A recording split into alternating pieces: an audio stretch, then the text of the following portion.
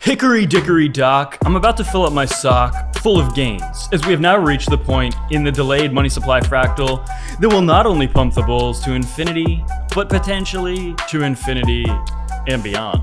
So if you see what's coming, and you understand that once the pump comes, it's going to be bigger than something extremely big, hit that like and subscribe. Get signed up with Femex below, no KYC or VPN required if you want to trade using my link below. Without any further ado, the price of Bitcoin right now, if we're being honest, looks like it's about to do something that might leave people shaking, quivering, crying, squealing, and soaking in gains, as we have now, over the last week or so, been flipping this previous support, turned resistance, back into support. And we all know that that's exactly what happens before the biggest, bustiest, pumpiest moves since the beginning of mankind. And there's some very big things that I need to be talking about. We'll start off with the most exciting, obviously. We're now reaching the point in the Bitcoin versus M2 correlation where we should be expecting Bitcoin to really start moving relatively, or should I say, extremely vertically. As you can see here, it does not move randomly, meaning Bitcoin. It follows liquidity. And the global M2 just broke out of Bitcoin, and it's tracking like a shadow. Ignore the noise and follow the flow. I think that the next couple of weeks to about 3 months or so is going to be the most explosive portion of this bull market. Not only that we've seen so far in 2025, because there has been some decent gains in 2025, specifically basically just January. But I think things are going to get much bigger than most people could ever imagine. We also see $3 billion in Bitcoin shorts will get melted at 100K. This should not be surprising. 100K is a very clear, gigantic psychological level, quite literally the biggest psychological even level that Bitcoin has hit, $100,000 per Bitcoin. That's really when institutions and billionaires and hedge funds really started getting more interested in Bitcoin. $100,000 for a single coin, that is a beautiful number for an asset, right? This is where the big boys really started getting interested. And obviously, if we actually look, I can just kind of draw a line roughly right at about 100K right here. Yeah, this is going to be massive when we break that. There's going to be a lot of shorts liquidated, and it's going to push the price higher, as all short liquidations tend to do. Now, really, if you look at this as well, it's kind of crazy. We did not spend a lot of time above 100K. We spent about 2 or 3 weeks in December above it, and we spent about 2 or 3 weeks in the middle of January to the very beginning of February above 100K. But other than that, especially when we got the rejection on February 20th right here, we've been trading below 100K. And I personally think that the next time we trade above 100K and we cement it as support, just like we're doing right now with about 90K right here, we're going to be looking at 200K as the next big level, right? Things are just going to start going bigger, or going up faster and more big, potentially biglier than we've ever seen. Things get really exciting. Again, I have to remind myself, and I have to remind people as well, that the biggest moves in this market are concentrated in a very short amount of time, meaning out of every 4 years, we might only see the really exciting, really euphoric price action for 1, 2, maybe 3 months of a 4-year period. If you add it all up and you take the days where things are really crazy, it's only a couple of months spread out. It's not like just 3 straight months, but total out of 4 years, it's only a couple of months. The craziest moves happen in a very short amount of time. And what ends up happening, especially towards the latter half of a bull market, is that people start chasing gains. They're not interested when the market's down and then it goes up, and then they become super interested. That's when you hear people start talking about, I'm going to quit my job and do Bitcoin, stuff like that. By that point, it's too late in the cycle, usually, right? When everyone's getting excited and they're thinking, wow, this thing just went up for a couple months, it's probably going to go up for another couple months, that's usually too late. It usually doesn't. That usually is a very big sign that it's topped out. And right now, again, we're not seeing massive euphoria.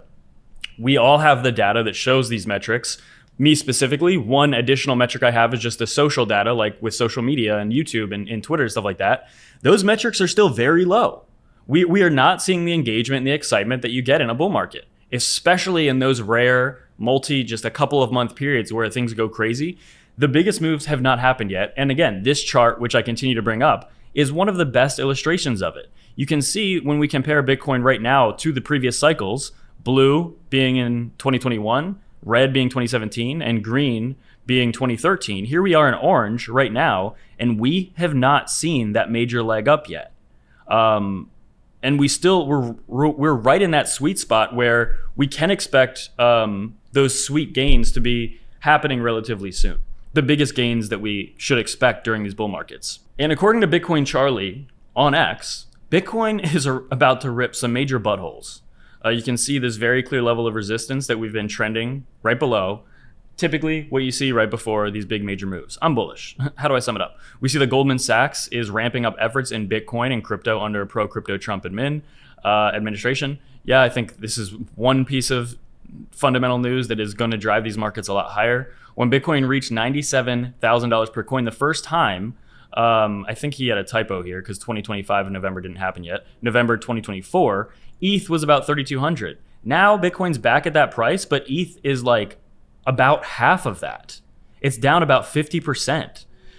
This is still why the sentiment is so bad, is because the number one altcoin, maybe not for long, who knows, the number one altcoin by market cap, ETH, has been doing disgustingly bad for the past 2 years. Just awful. Altcoins in general haven't been doing good, but ETH has just been, there's no way around it, guys. ETH has been like a huge disappointment, right?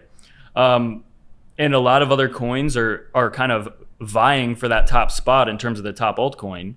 I think ETH is going to pump during this cycle. I think a lot of altcoins are too, but we have to face the facts that a lot of this capital is going to be flowing into Bitcoin strictly. We see as well Senator Cynthia Lummis telling Congress buying Bitcoin is the only solution to our nation's $36 trillion in debt. This could get big. We also see, after listening to MicroStrategy's earning call, Bitcoin Therapist says there's a good chance that he's never going to sell. Basically, these are some of their principles: buy and hold it indefinitely, prioritize MicroStrategy common stock long-term value creation, treat investors, that's cool, outperform Bitcoin, positive Bitcoin yield, grow rapidly, innovative fixed income securities, pristine balance sheet, promote global adoption of Bitcoin. And you're telling me, according to this post on X by Gladiator, if Bitcoin hits $400,000 per coin, Strategy will have the world's largest corporate treasury, bigger than Amazon, Google, Microsoft, Apple, and of course, Berkshire Hathaway. I don't know. Looks kind of bullish to me. We see $7.2 billion Brown University just bought about $5 million of the Bitcoin ETF. Endowments are buying Bitcoin, right? This is just one tiny piece of news that is just showing, again, continued adoption of this asset. And the ETFs truly are kind of one of the biggest enablers of this. It's in the mainstream, right? But we're just at the beginning of that adoption.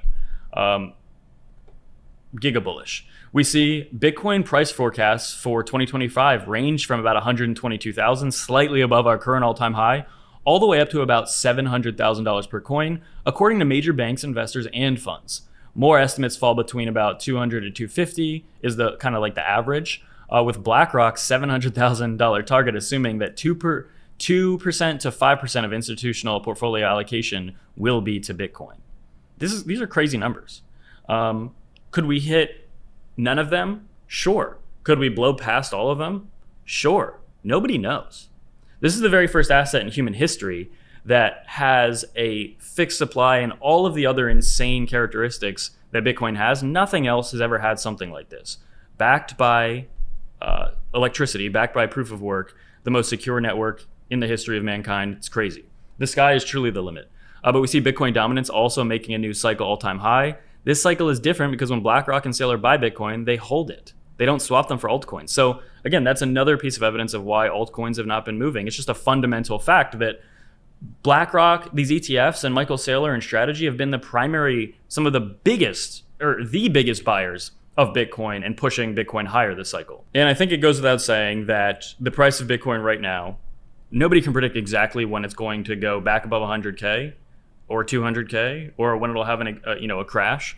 But the correlation, as you can see here with the NASDAQ and the SPX with Bitcoin, it's still on point, above the 50 and 21-day moving averages, the 50 being here in green.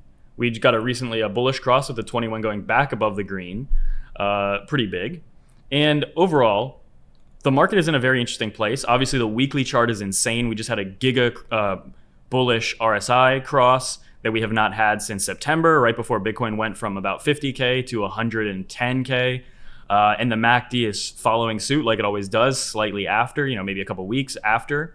We're about to have a bullish cross on the weekly as well. I think we're in store for a couple of months. And again, the money supply is the biggest single factor, really, too. It's kind of crazy. The SPX is up over 1% so far right now today. Stocks going up helps Bitcoin go up, right? They typically have a positive correlation.